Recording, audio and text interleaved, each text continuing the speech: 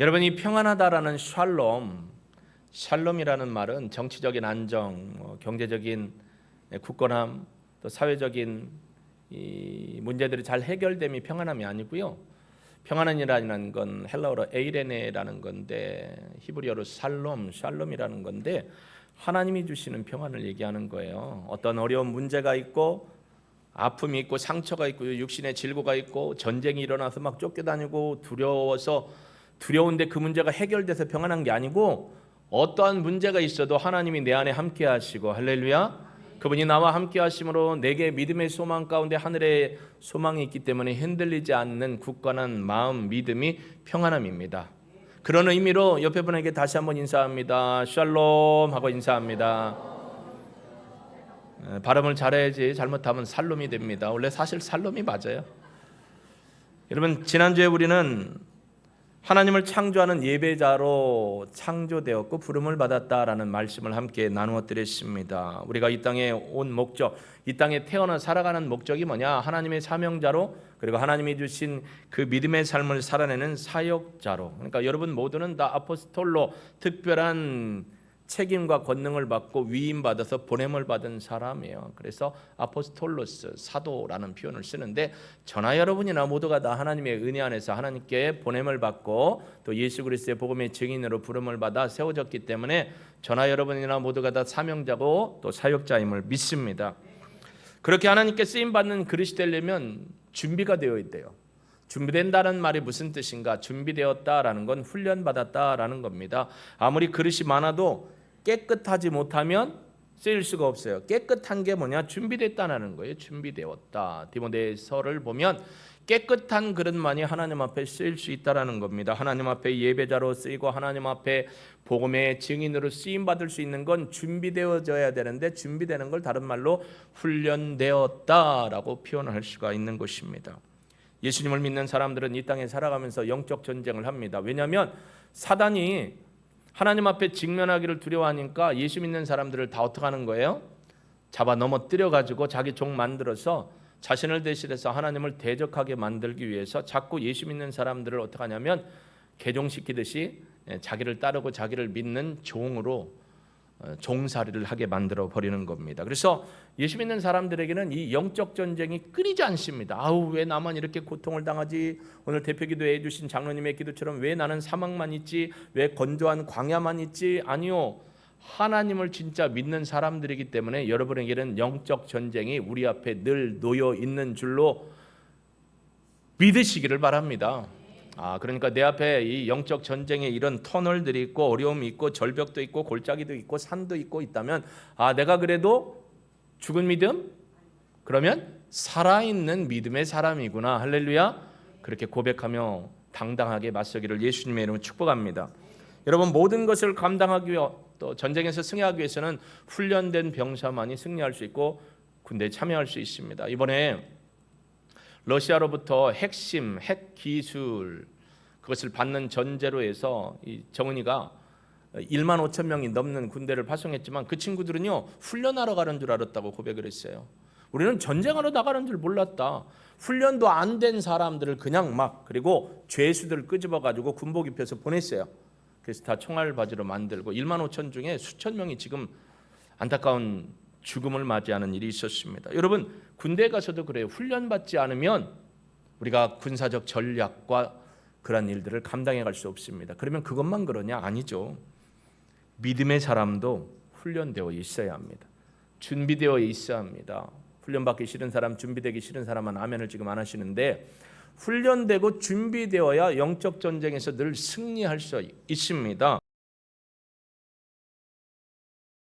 얘기했는데 창세기에 보면 창세기 14장 14절에 소돔과 고모라 땅에 5개 연합 부족이 쳐들어와 가지고 이 아브라함의 조카와 그 백성들을 다 잡아갖고 물건을 빼앗아 갔어요. 그런 일이 있죠. 창세기 14장 14절 말씀입니다. 아브라함이 그의 조카가 사로잡혔음을 듣고 집에서 길리고 훈련된 자, 길리고 훈련되는 것 연습시키고 계속해서 키워서 훈련한 자 몇 명이요? 310 8명의 군사들을 거느리고 단까지 쫓아가서 승리하고 옵니다. 몇 명이라고요? 318명이에요. 5개 연합 부족이 와가지고 빼앗아가고 잡아가고 했거든요. 5개 연합 부족이면 적어도 318명보다는 많을 거예요.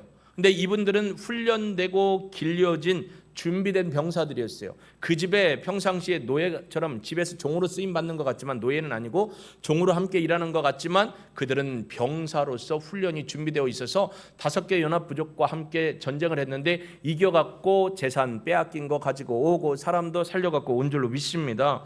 아주 잘 준비된 자들, 길리어지고 훈련된 자들이라고 있습니다.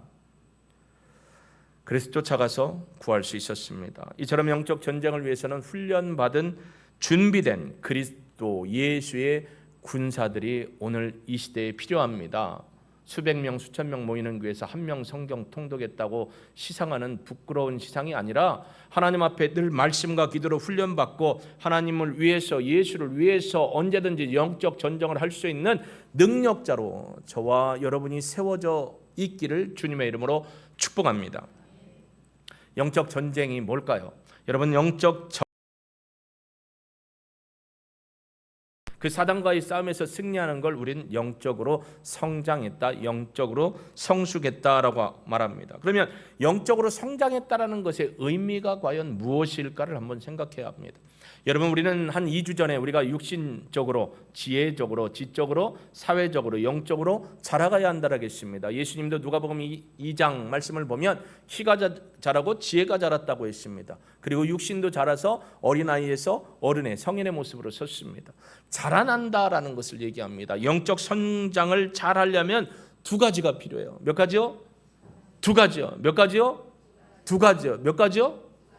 2가지가 필요해요. 첫째, 하나님의 은혜를 사모해서 은혜를 받는데 선수가 되어야 합니다. 은혜를 받는 훈련을 잘 받아야 합니다. 그 얘기가 뭐냐면 하나님이 목회자를 통해서나 아니면 말씀을 통해서 말씀을 읽거나 듣고 찬양을 통해서 하나님 앞에 섰을 때 하나님이 내게 감동을 주시고 믿음의 말씀을 주시면 거기에 은혜를 받는 최고의 방법 중에 하나가 아멘으로 화답하는 겁니다. 할렐루야. 할렐루야라는 말에 여러분이 왜 아멘 했습니까? 할렐루야는 정원 처리를 높입시다라는 얘기가 아니에요. 할렐루야, 할랄이라는 말이 찬양하다라는 거예요. 하나님을 찬양합니다라고 했으니까 하나님을 찬양하는데 노면할 사람 없잖아요.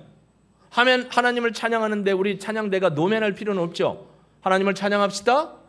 그렇죠. 아멘이라고 화답하는 거예요. 그러니까 은혜를 받는 최고의 조건이 뭐냐면 아멘으로 하나님 앞에 고백하는 거예요. 아멘의 신앙이 사는 게 은혜를 받는 최고의 방법입니다. 그러니까 은혜를 사모하면 아멘으로 고백하는 거예요. 누가 큰 소리로 아멘 했다고 이렇게 갖고 막 째려보면서 왜 저래 이러면 안 돼요. 그 사람 정말 믿음 없는 분이라고 평가될 수도 있습니다. 평가를 하겠다는 게 아니고 평가될 수 있다고요. 왜 아멘을 못합니까? 아멘 하셔야죠. 그게 은혜를 받는 첫 번째 준비되는 겁니다. 그리고 은혜를 많이 받은 분들이 영적으로 성장하는 방법이 뭐냐면 받은 은혜를 뭐 하려고 받았을까요? 그렇죠. 나눠주려고 받은 거예요. 내가 받은 은혜를 누구를 위해 써야 되냐면 하나님의 영광을 돌리는 데 써야 합니다.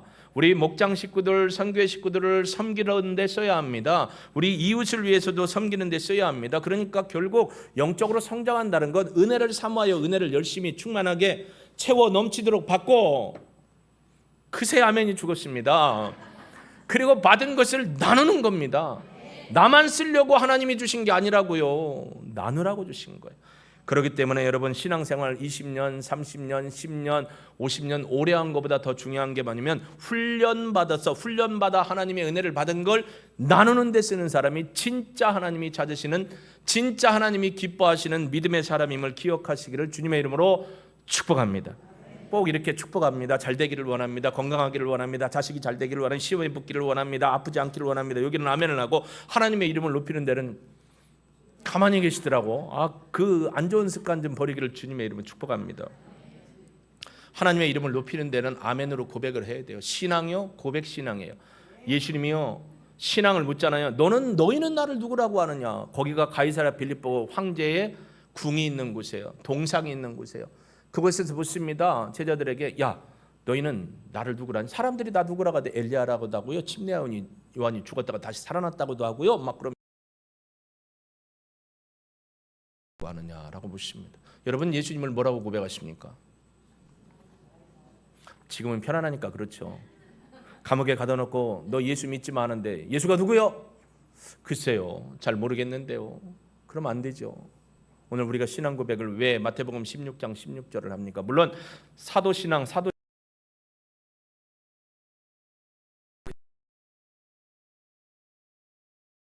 신앙으로 고백했던 신앙 있습니다. 침례교도 사도신앙 고백합니다. 근데 가장 중요한 건 나와 예수님이 어떤 관계냐? 주는 그리스도시요 살아계신 하나님의 아들이십니다. 이 한마디가 다 대표합니다. 그렇기 때문에 여러분, 우리가 믿음의 신앙을 온전히 세우고 영적 성장을 이루려면 분명한 필요의식이 있습니다. 주님이 나와 가로 열고 가로 닫고 하신다. 주님이 나와 함께 하신다는 믿음의 신앙 고백, 하나님의 임재의식을 고백하고 드러내는 겁니다. 신앙생활에서 영적 전쟁에서 지지 않으려면 분명한 신앙 고백으로 자신이 고취되어 있어야 되는 거예요. 여러분, 이게 중요합니다. 영적 승리를 해야 돼요. 승리하는 삶을 살아야 합니다. 이런 얘기하면 이제 곡해를 해가지고 맨날 무슨 승리를 얘기하느냐, 승리 지상주의를 얘기하느냐, 맨날 이기냐, 싸워도 진 때가 많은데 라고 얘기하실 분이 있을 텐데 한번 잘 들어보십시오. 여기서 승리한다는 건 우리가 세상에서 말하는 세상 사람들의 승리가 아닙니다. 누구를 짓밟고 올라가는 게 아닙니다. 누구를 무시하는 게 아닙니다. 내가 좀 있다고, 내가 좀 가졌다고 해서 사람을 무시하는 게 절대로 아닙니다. 여기서 승리한다는 건 주님의 은혜를 받고 그 받은 은혜를 사람들을 세우고 자유케 하는데 나눠주는 자로 서 간다라는 것을 이야기해 주고 있습니다. 이웃을 더 잘 섬기고 주께서 요구하신 믿음의 실현, 그러니까 우리로 따지면 우리 동일교회 공동체가 건강하게 세워지는데 내가 보탬이 되고 협력한다라는 게 바로 영적 전쟁에 승리하는 겁니다. 니들은 싸워, 나는 지켜보고 있을게. 흥치뿡이 아니라는 거예요. 같이 싸우는 거예요. 같이 해야죠. 막루를 세웠는데 막루 네 다리를 세웠는데 한쪽이 흰개미가 와가지고 미국에서 건너온 외국에서 온 흰개미가 막 고기 나무를 싹싹싹싹싹 갉아먹어갖고 약간 기울었어요. 그럼 누가 보고 에이 뭐 버틸만하네, 괜찮네, 그래야 돼? 아니면 빨리 보수를 해야 돼요? 보강을 해야 돼요? 본 사람도 빨리 얘기해야 되고, 본 사람들이 얘기했으면 논의를 해서 기둥을 다시 세워가는 거죠. 그게 바로 영적 전쟁에서 승리하는 방법 중에 하나라는 겁니다. 그 승리하는 방법 중에 하나가 하나님이 함께 하시기 때문에 나는 늘 믿음으로 이긴다라는 고백을 하는 겁니다. 반대로 얘기하면 다른 의식을 갖지 않는 거예요. 어떤 의식을 갖습니까? 교회에서 뭔가를 해보자고, 올해 뭔가를 같이 해보자고, 올해 코칭을 같이 해보자고, 조직 코칭도 같이 하고 개인 코칭도 해봅시다. 이 코칭이 바로 우리가 준비되고 훈련하는 것입니다. 이렇게 선포하면 목사님이나 하세요. 나는 내 방식대로 살아갑니다. 이거 다리 무너지는데 그냥 놔두는 겁니다. 잘못된 걸까요? 아니요. 잘못된 해석 아닙니다. 해봐야 뭐해? 소용없는데. 기도하면 뭐해? 하나님 믿으면 뭐해? 신앙생활 잘하면 뭐해? 안 하는 집이 더 잘 되던데. 나는 죽을 똥하고 52주 예배 드리는데 누구는 절기 때만 와서 예배 드리는데 어차피 저 집은 새끼들이 잘 되는 거 같고 우리 집은 새끼들이 이렇게 안 되는지 모르겠네. 넘어가지 마십시오. 패배의식입니다. 하나님이 우리와 함께 하시면 하나님이 원하는 기쁨의 통로로 여러분과 제가 쓰일 수 있음을 믿으시길 주의 이름으로 축복합니다. 하나님을 믿으면 뭐해? 신앙생활 잘하면 뭐해? 제자훈련 잘하면 뭐해? 코칭 잘하면 뭐해? 되는 게 없는데 이건 패배의식입니다. 루저의식입니다. 메뚜기의식입니다. 왜 그 일을 해야 되는지에 대한 분명한 동기가 있어야 돼요. 우리가 하는 모든 일은 하나님의 영광을 위함입니다. 하나님의 영광을 위해서 우리 교회 동역자들이, 우리 식구들이 공동체 의식을 가지고 함께하는 일입니다. 그러니까 준비하고 훈련된 분들이 해야 합니다. 준비 없이 할 수 없습니다. 훈련 없이 할 수 없습니다. 함께 하셔야 됩니다. 여러분, 스포츠 경기를 보면 가끔 뭐가 있냐면, 저도 예전에 복싱을 잘 봤지만 이제 복싱 잘 안 보고요. 스포츠도 잘 안 보는데 무승부가 있어요. 무승부가 뭐냐면 너나 나나 똑같이 열심히 했다 해서 승패를 가르지 않고 무승부를 줘요. 근데 영적 전쟁에 무승부가 있을까요? 영적 전쟁에 무승부가 있을까요? 요만큼만 하면 버텼으니까 이만큼 했으면 다행이야, 됐어. 나는 최선을 다한 거야.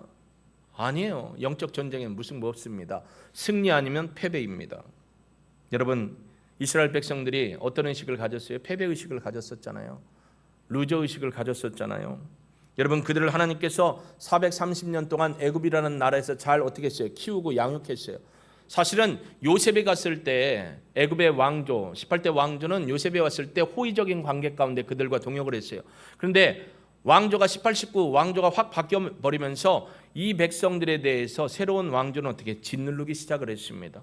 그래서 430년 동안 다 노예 생활을 한 게 아니에요. 430년 동안 애굽이라는 나라에서 혈족이 들어가서 공동체를 이루고 나라를 이루기 위한 큰 사회적인 단체로 하나님이 거기서 품어주셨어요. 근데 거기에 있다가 핍박을 받게 됐습니다. 핍박을 받아서 어떻게 했습니까? 430년 동안 그들이 살아가면서 적어도 몇 년인지는 모르지만 노예로 다 바뀌었습니다. 노예 생활을 했습니다. 여러분, 노예 생활하는 게 자유가 있을까요? 노예 생활의 특징이 뭐예요? 하라면 하고 안 말하면 안 하면 돼요. 노예 의식은 피동적입니다. 주체의식이 없습니다. 교회에 사역을 하면서도 주체의식이 없으면 다 망가집니다. 근데 이스라엘 백성이 광야 가운데 하나님이 광야에서 왜 뺑 돌리셨어요? 물론 하나님을 절대적으로 신뢰하지 않았기 때문입니다. 그러니까 절대적으로 신뢰하지 않았던 게 그들에게 패배의식. 하면 뭐해? 해봐야 소용없잖아. 그런 의식이 있었고요. 애굽에서 살았을 때 애굽에 수많은 우상들이 있었습니다. 심지어 왕 머리에 왕관에 쓰이고 있던 게 뭐예요? 혀가 갈라진 뱀, 흉상, 우상을 섬기고 있었죠. 그러니까 우상에 찌든 자들이 인도에 가면 3만 개가 넘는 신이 있죠.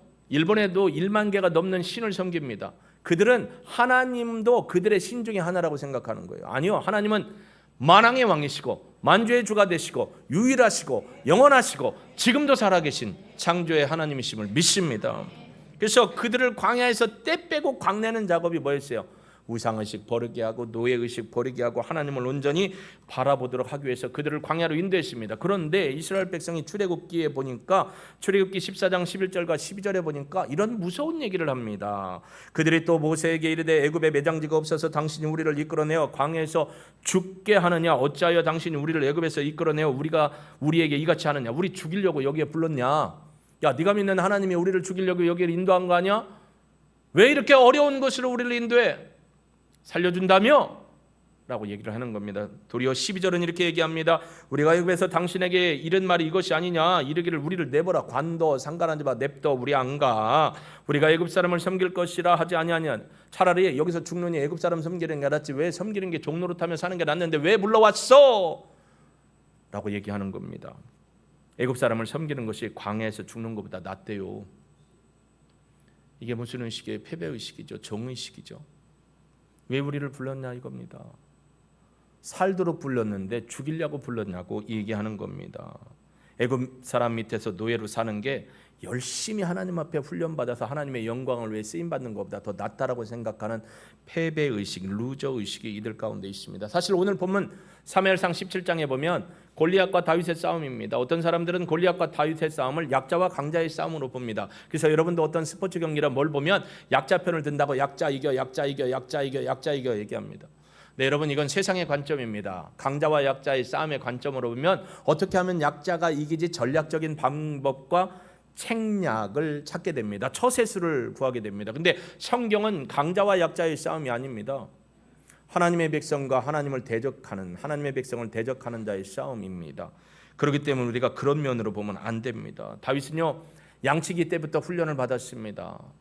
그리고 어려운 사역 속에서도 그는 하나님이 나와 함께 하시고 곰발톱에서도 짐승의 발톱에서도 나를 하나님이 지켜주셨다는 믿음의 고백을 하며 살았습니다. 사무엘상 오늘 17장 한번 보실까요?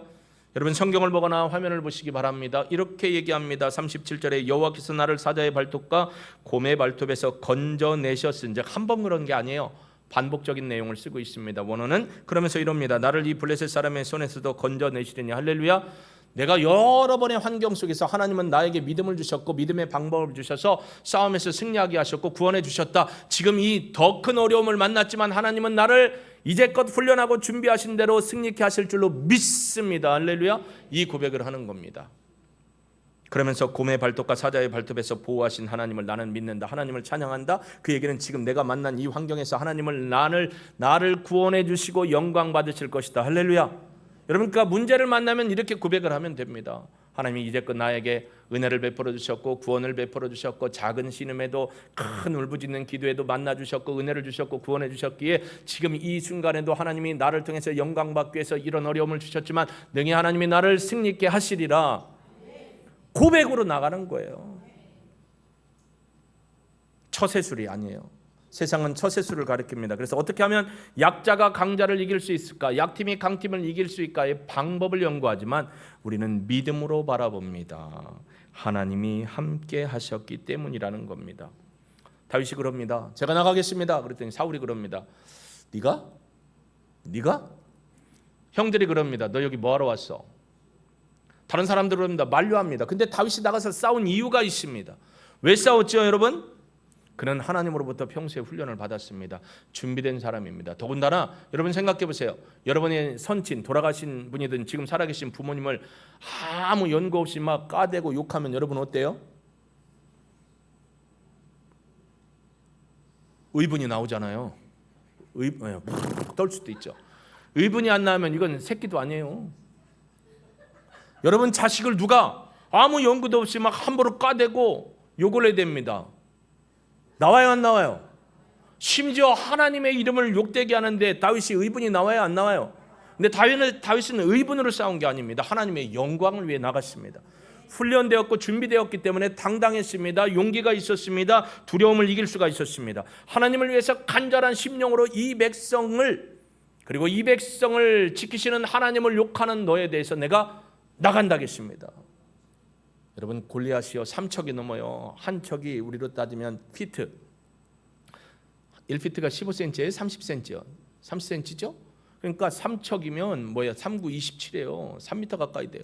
그가 들고 있는 창이요 배틀째처럼 흔드는데 배틀째는 가볍잖아요. 흔드는데 이게 근 2m가 넘는 창을 막 휘둘러대는 겁니다. 둘둘둘 떨리는 거예요.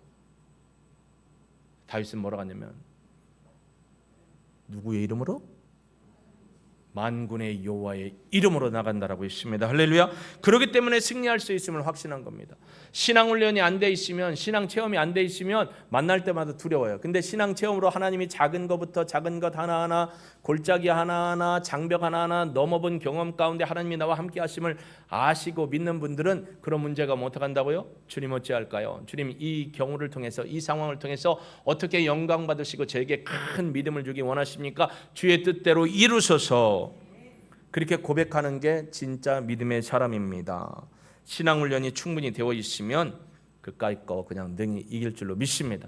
이렇게 선포해도 저도 넘어질 수도 있겠지만 또 일어나면 되는 거예요. 다리는 왜 졌어요? 일어나라고 있는 거지. 그죠? 손은 왜 졌어요? 짚고 일어나라고 있는 거지. 그러니까 인생이 말하는 실패는 우리에게는 경험이 되는 겁니다. 노하우가 되고 뭐예요? 징검다리가 됩니다. 사람들이 당신 실패했어라고 할 때 실패를 통해 경험을 얻으면 되는 겁니다. 그러면서 실패를 줄여나가고 하나님이 베풀어 주신 은혜를 누리기를 주님의 이름으로 축복합니다. 오늘 다윗에게는 이 골리앗의 키가 문제가 아니었습니다. 그의 갑옷이 문제가 아니었습니다. 그의 배틀차 같은 무기가 문제가 아니었습니다. 그가 가진 힘이 환경이 문제가 아니었습니다. 뭐가 문제 있어요? 오늘 나에게는 누가 함께 하신다? 만군의 여호와. 만군의 여호와가 뭐냐면 천군 천사를 대동해서 싸우시는 능력의 힘이 되신 하나님이라는 표현입니다. 그분이 나와 함께 하시기 때문에 내가 나가는 건 하나님의 힘으로 나간다. 할렐루야. 그러니까 만군의 여호와의 임재하심을 믿는 겁니다. 임마누엘의 신앙으로 하나님을 붙드는 겁니다. 그래서 나갔습니다. 그러니까 여러분 환경이 중요한 게 아니라는 거예요. 우리는 철저히 승리할 수 있는 뭘 갖고 있어요? 하나님의 임재하심의 능력을 갖고 있습니다. 그러니까 환경 지수가 높다고 우리가 실패하는 게 아니에요. 믿음의 지수, 하나님이 나와 함께한다는 믿음의 임마누엘의 신앙의 고백의 지수가 담대함으로 있을 때 능히 승리하게 될 줄로 믿습니다. 요한일서 4장 4절은 분명히 이렇게 이야기를 합니다. 한번 같이 읽어보실까요? 시작. 자녀들아 너희는 하나님께 속하였고 또 그들을 이기었나니 이는 너희 안에 계신 이가 세상에 있는 자보다 크심이라. 너희가 이겼대요. 근데 누가 이긴 거예요? 내 안에 계신 하나님의 능력이 환경보다 더 높고 크고 탁월하다는 거예요. 주님의 탁월하심입니다. 사실 저나 여러분이나 50보 100보 도끼는 객긴 아니에요. 이따가 개가 나올 건데 도끼는 객긴이에요. 근데 우리 안에 계신 누구는? 주님은, 하나님은 능력이 많으십니다. 위대하십니다. 탁월하십니다. 우리가 생각지도 못하는 것 하나님이 기억나게 해주시고요, 이끌어 주십니다. 여러분이 말하지 못하고 고백하지 못한 걸 하나님의 성령으로 대언하여 말하게 하십니다. 그리고 스스로가 놀라는 거죠. 오, 내가 이런 말을 하네. 성령님이 역사하시니까 되는 겁니다. 더 중요한 것, 우리 안에 계신 분이 누구냐? 내 안에 누가 있느냐? 그러니까 여러분 늘 고백해요. 주는 그리스도시 살아계신 하나님의 아들이십니다. 그분이 어디에 계시다고요? 내 안에 사는 이 예수 그리스도니. 할렐루야. 여러분, 내 안에 너 있다가 아닙니다.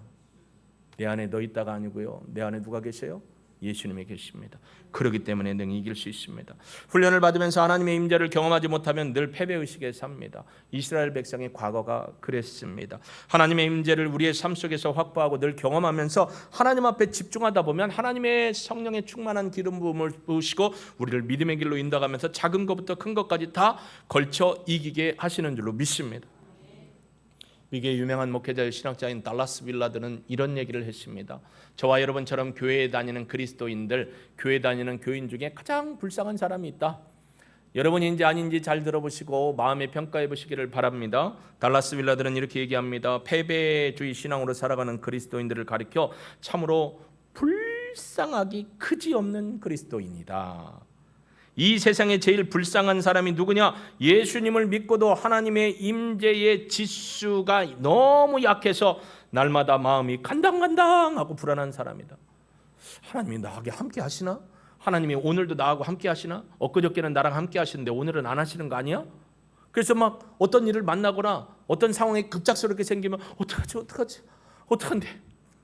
이렇게 불안해하지 않고 그냥 하나님이 늘 나와 함께 하시고 어제 역사하셨던 하나님의 능력이 떨어져 갖고 오늘은 능력이 없어서 못 도와주면 어떡하나 그런 생각할 필요도 없고, 그분은 늘 한견 같고 늘 권세가 많으시고 늘 내 안에서 나와 함께 하시는 임재하시는 하나님이시기 때문에 그 믿음으로 나가면 능히 승리하게 될 줄로 믿습니다.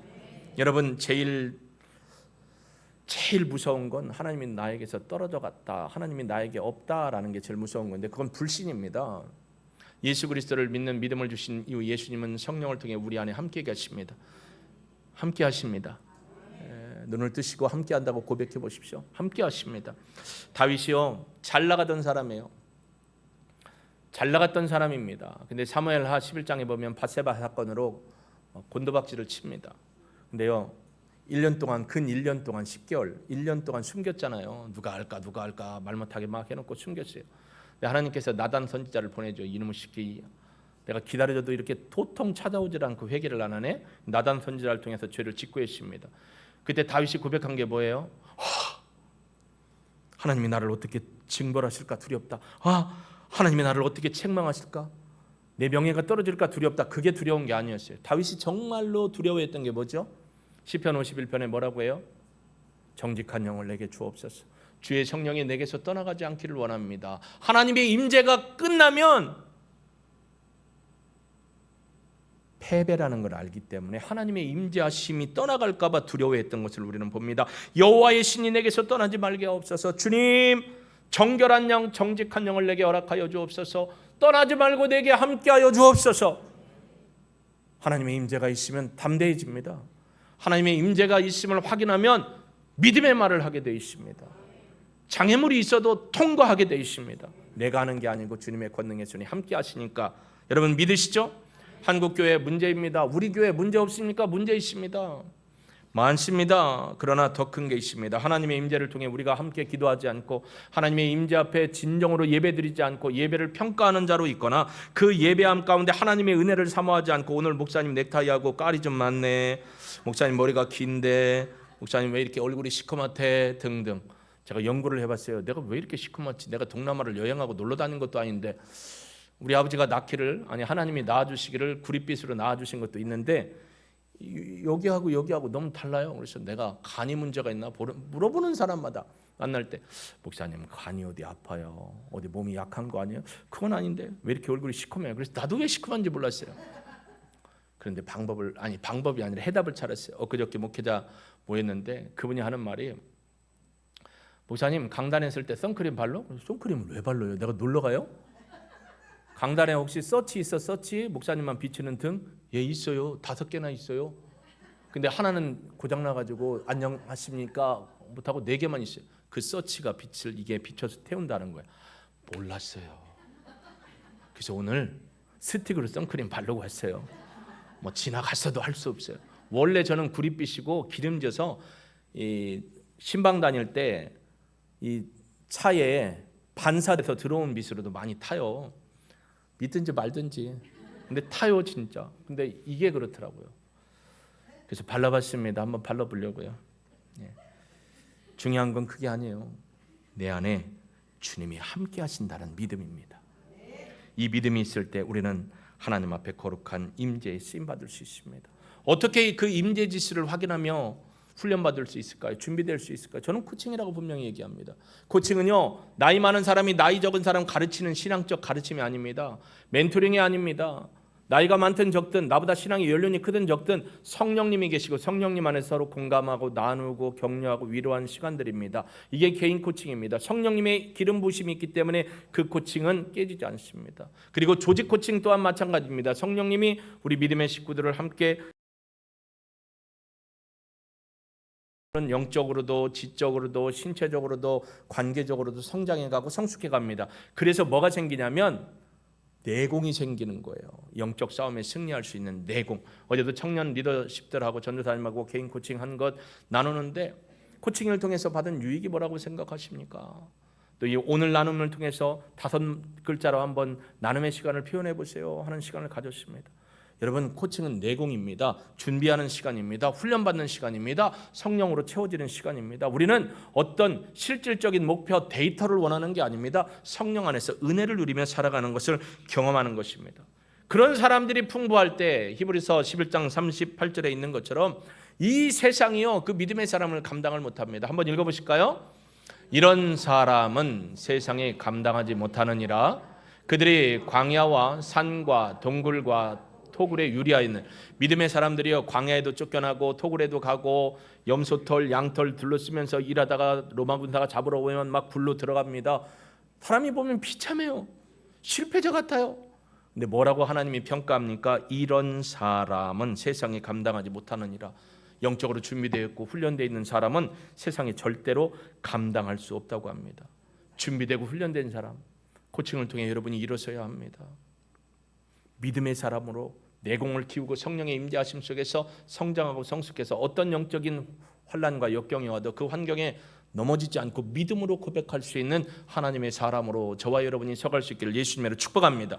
그러면 이런 임재의식, 하나님이 내게 믿음을 주셔서 이 임재의식을 높일 수 있는 방법이 뭐가 있느냐? 바로 마가복음 오늘 1장 9절에서 11절에 그 방법을 우리에게 말씀해 주고 있습니다. 첫 번째로 생명의 복음의 신비를 깨닫도록 하는 것이 임재의식을 키우는 겁니다. 그게 뭐냐면 오늘 보니까 예수님께서 갈릴리에서 나사렛에 오셨습니다. 왔더니 요한이 요단강가에서 침례를 주고 있었습니다. 근데 예수님이 벌떡 나갑니다. 침례 받으러 갔더니 요한이 뭐라고 합니까? 선생님이 저에게 침례를 베풀어야 되는데 어떻게 저한테 침례를 받으십니까? 그럽니다. 그러니까 하나님의 뜻대로 하자라고 합니다. 사실 여러분, 침례 요한이 외쳤던 침례는 하나님 나라가 가까웠다, 회개하라, 죄를 회개하고 하나님 앞에 서라는 겁니다. 그러니까 침례 받는다는 얘기는 죄가 있는 자들이 내가 죄인임을 고백하고 저 하나님의 은혜로 회개하고 돌이키는 겁니다. 근데 예수님은 죄가 없는 분이 왜 침례를 받으셨을까요? 하나님의 뜻을 이루기 위함이심인데 예수님은 죄가 없는데 왜 침례를 받으셨을까요? 알면서 대답을 안 하니까 제가 대답하겠습니다. 요한이 뭐라겠죠? 보라, 세상 죄를 지고 가는 하나님의 어린 양. 예수님은 원래 죄가 없는데 세상의 죄를 짊어지셨다는 거예요. 그러면서 사람들에게 보인 겁니다. 죄 있는 자는 앞에 나와 하나님 앞에 죄를 회개하고 침례받고 하나님께로 달려가야 한다는 걸 본을 보여주신 거예요. 샘플링. 죄인은 어떻게 하나님 앞에 서야 하는가를 보여주신 게 예수님이 침례 요한한테 침례를 받은 겁니다. 원래 안 받으셔도 돼요. 죄 없는 분이기 때문에 받아야 된다는 겁니다. 바로 우리의 죄 문제를 인식하는 겁니다. 그 죄 문제를 누가 오늘 죄짐을 짊어지시고 대신 깨끗하게 해결해 주셨다고요? 예수 그리스도 뿐입니다. 우리가 십자가에 달려 돌아가 죽어야 되는데 누가 대신 죽으셨어요? 예수 그리스도가. 우리의 죄를 위해 십자가 달려 돌아가신 겁니다. 생명의 복음의 신비를 예수님 때문에 우리가 얻었다는 걸 깨달을 때 성령의 임재로 우리가 강하게 일어서게 되는 줄로 믿습니다. 우리가 뭐길래 예수님이 내 대신 십자가를 지셔야 됐는지, 우리 같은 사람이 대신 십자가를 져야 되는데 예수님이 왜 서야 하는가? 내가 그 자리에 있어야 되는데, 내가 저 자리에 박혀야 되는데 왜 예수님이 그 자리에 박히셨는가를 깨달을 때 은혜가 물일 듯 밀려옵니다. 그래서 생명의 신비를 깨닫기 때문에 하나님의 임재하심을 더 크게 느끼며 살아갈 수가 있습니다. 두 번째로요, 성령의 능력을 받는 순간 하나님의 임재하심의 풍성함을 누리며 살아갈 수가 있는 것입니다. 오늘 본문에 보니까 곧 물에서 올라오실새라는 10절이죠. 곧 물에서 올라오실새 하늘이 갈라짐과 성령이 비둘기같이 자기에게 내려오심을 보았다. 할렐루야. 성령이 처럼 안 나타나는데요. 근데 모인 사람들이 본 거예요. 하나님의 성령이 임재하시는 것을 보여주는 거예요. 오순절 성령의 역사도 사람들에게 보여주신 거예요. 의심 많은 사람들에게 보여주신 겁니다. 하나님의 성령이 임재하심을 보여주신 겁니다. 위로부터 내려주시는 성령의 능력에 부음받음이 있어야 영적 전쟁에 승리합니다. 제자들은 3년 동안 예수님의 훈련 받았습니다. 여러분, 3년 훈련 받으면 뭐예요? 두렵고 떨렸는데 성령님이 그들에게 임재하셨을 때 강하고 담대했습니다. 어디 가든지 예수가 그리스도라고 했습니다. 어디 가든지 예수가 하나님의 아들이시고 그분을 믿을 때 구원받는다고 담대하게 외친 줄로 믿습니다. 바로 이게 성령의 능력으로 기름 부음 받고 부음 받은 은혜입니다. 하나님의 임재의식을 크게 고백하고 강하게 느끼는 건 성령의 충만함을 받아야 한다는 것입니다. 여러분, 우리는 성령을 모시고 삽니다. 근데 성령 충만함을 누리는 방법은 성령님께 순종하는 방법입니다. 내 방법, 내 생각이 아니라 성령님 오늘도 내게 능력으로 역사하시고 나를 통해 하나님께 영광 돌리도록 나를 이끌어 주옵소서. 할렐루야. 이 성령님의 충만한 은혜를 고백하며 사는 것입니다. 어떻게 우리가 성령의 임재하심을 크게 누리며 살 수 있습니까? 바로 세 번째는 분명한 그리스도인의 영적 정체성을 고백하며 사는 겁니다. 11절 보실까요? 같이 읽어봅니다. 11절 시작.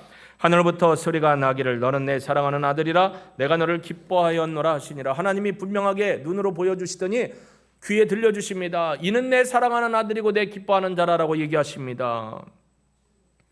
예수님이 공생애의 기간을 이겨낼 수 있었던 것도 하나님의 아들로 인치심을 받고 공포함 받았기 때문입니다.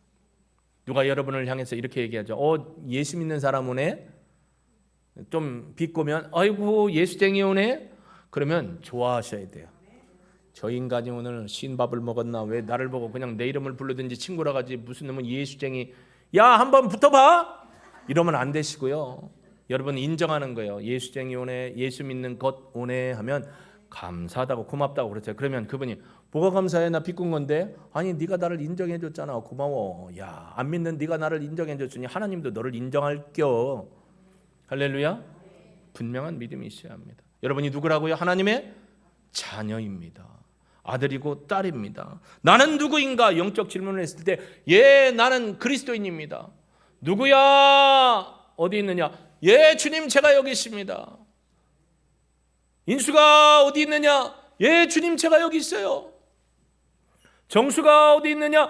주님 제가 여기 있어요. 주님이 부르실 때 주님 제가 여기 있습니다. 제가 하나님의 아들이고 딸입니다. 고백할 수 있는 믿음이 있어야 된다는 겁니다. 요한계시록 1장 6절에 분명히 우리에게 이렇게 말씀해주고 있습니다. 같이 읽어볼까요? 시작. 그의 아버지 하나님을 위하여 우리를 나라와 제사장으로 삼으신 그에게 영광과 능력이 세세토록 있기를 원하노라. 아멘. 우리가 실력이 있어서 제사장 된 거 아니에요. 능력이 많아서 제사장 된 거 아니에요. 목소리가 좋아서 제사장 된 거 아니에요. 물론 성가대는 인물이 출중하니까. 아멘. 누가 하셨어요? 그분 성가대 오셔야 돼요. 우리를 제사장 나라로 삼으신 건 우리의 외모나 가진 것이나 배움이나 그런 게 아닙니다. 하나님이 예수의 피로 여러분을 사셨기 때문에 제사장 삼아주신 줄로 믿습니다. 분명한 신앙 정체성. 나는 오늘 죽어도 하나님 백성 하늘나라 간다. 할렐루야. 이런 믿음이 있어야 합니다. 다윗이 승리할 수 있었던 건 훈련되었기 때문입니다. 믿음의 고백을 했기 때문에. 만군의 여호와가 나와 함께 하신다. 여러분 어제도 어려운 고비를 넘기시고 오늘 이 자리에 오신 분 있죠? 너무 힘들고 괴로워서 아픔에 울다가 오늘 이 자리에는 전혀 울지 않고 온 것처럼 이렇게 가만히 앉아 계신 분이 있죠? 오늘 말씀을 기억하십시오. 주님이 나의 생명이십니다. 하나님의 성령이 여러분과 함께 하십니다. 하나님이 오늘도 인정하십니다. 너는 내 아들이요 내 딸이라고. 그렇기 때문에 하나님께 쓰임받는 그릇, 준비된 그릇이 되려면 열심히 훈련 받으셔야 합니다. 제자 훈련도 받으시고요. 저는 이렇게 고백했습니다. 제자 훈련은 단거리다. 근데 코칭은 장거리, 끊이지 않는 영적 장거리다. 장거리는 끝남이 없어요. 여러분, 준비된 자가 쓰이는 이유를 보셨죠? 저희 집 TV가 고장나서 이제 TV도 안 보는데, 이번에 항주인가요? 어디 아시안 게임이 있었죠? 어디 하얼빈이에요? 예. 하얼빈에서 있었는데 저는 처음 알았어요. 원래 스케이팅의 최단거리가 500이었는데 이번에 100m가 있었더라고요. 원래 있었나 모르겠어요. 100m에 나갔던 김민선 선수가 2등을 했어요. 1등은 누가 했냐면 우리 차세대 떠오르는 이나연이라는 선수가 1등 했어요. 근데 실력 탁월해요. 왜 그럴까요? 남들도 준비했지만 더 피나는 눈물로 땀 흘리며 준비했어요. 이번에 그간 쇼트트랙에 나오지 않았던 누구죠? 최민정 선수인가요? 이번에 나왔어요. 월등했어요. 탁월했어요. 특별히 준비되었기 때문입니다. 훈련되었기 때문입니다. 여러분, 훈련되지 않으면 쓸 수가 없어요. 그릇이 깨끗하지 못하면 쓸 수가 없습니다. 저와 여러분은 어떻게 깨끗하게 우리 자신을 준비하고 어떻게 하나님의 거룩한 용사로 제사장 나라로 쓰임받기 위해 어떻게 준비하십니까? 그 준비의 최고의 방법이 저는 현재로서는 제자 훈련을 수십 년 해왔지만 코칭이라고 생각합니다. 코칭은 장거리 달리기입니다. 제자 훈련은 단거리입니다. 단거리도 필요합니다. 왜냐하면 단거리를 훈련하면 이 스타팅부터 뛰는 이 힘이 달라요. 장거리는 그 힘을 분산합니다. 근데 오래 갑니다. 그렇기 때문에 여러분 코칭에 함께 하십시오. 개인 코칭, 조직 코칭 하십시오. 지난번에 조직 코칭 리더십 하신 분들, 훈련 받으신 분들, 또 저와 또 다른 분을 통해서 개인 코칭 하셔야 합니다. 다 목사님한테 받겠다고 하면 안 됩니다. 겸손하십시오. 누가 잘 되고 본다고 사회적 신분이나 교회의 신분이 중요한 게 아닙니다. 코칭은 가르치는 게 아니고 나눔입니다. 그래서 우리 교회가 하나님 앞에 건강한 교회로, 믿음의 교회로 서갈 수 있도록 여러분과 제 자신이 하나님 앞에 쓰일 수 있기를 주의 이름으로 축복합니다. 우리 들은 말씀을 생각하며 기도했으면 좋겠습니다. 하나님, 은혜를 사모하는 자로 아멘으로 화답하고 받은 은혜를 나누며 살겠습니다. 결단하시고 하나님, 우리 공동체가 믿음으로 설 수 있도록 코칭하고 있는데 최선을 다해서 참여하던 분은 나도 함께 참여해서 우리 교회를 세우기 원합니다. 우리 주님 말씀하시면 찬양 드리고 결단의 기도로 하나님 앞에 나아가겠습니다.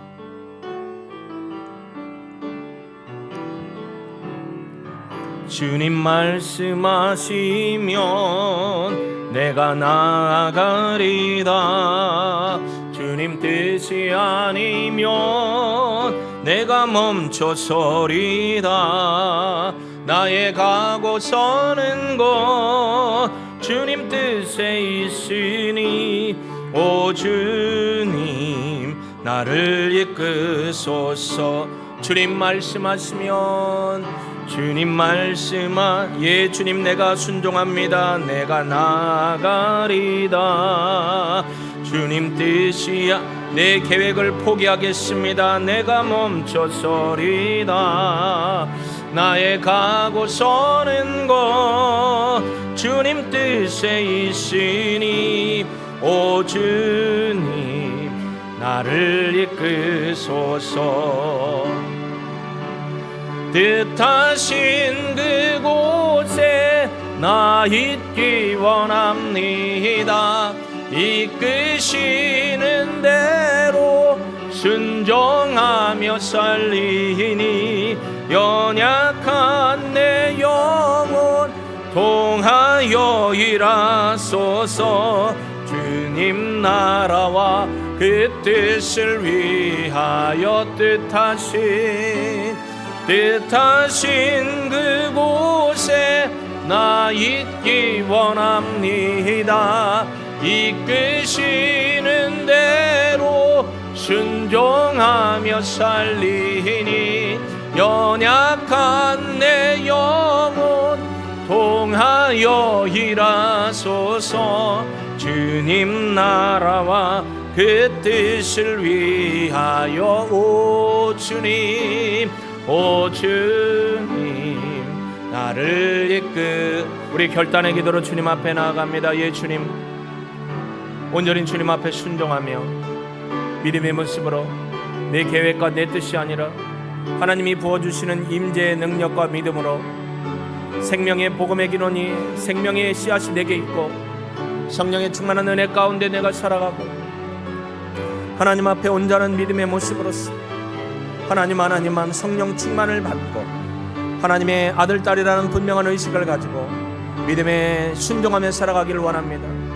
멈춰있는 신앙이 아니라 단거리로 끝나는 신앙이 아니라 끊이지 않는 영적 전쟁의 영적 장거리 운동 선수로서 매일매일 자신을 돌아보고 또 매일매일의 신앙적인 영적 또 하나님의 육적 지적 사회 관계적인 목표를 향해 실행 전략을 순종하며 하나님 앞에 세워져가는 우리 자신 공동체가 되기를 소망합니다.